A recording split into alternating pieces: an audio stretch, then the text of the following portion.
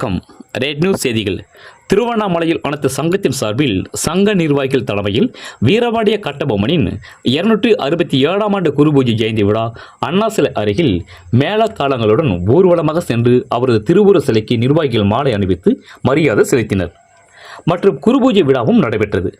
வீரபாண்டிய கட்டபொம்மன் குருபூஜை விழாவை முன்னிட்டு 600 பள்ளி மாணவ மாணவிகளுக்கு பள்ளி உபகரணங்கள் வழங்கப்பட்டது.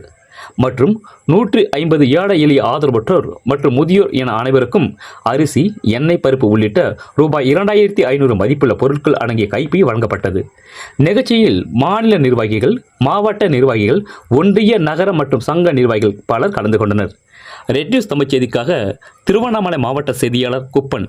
செய்திகளை உடனுக்குடன் தெரிந்து கொள்ள ரெட் நியூஸ் தமிழ் சேனலை சப்ஸ்கிரைப் செய்யவும்.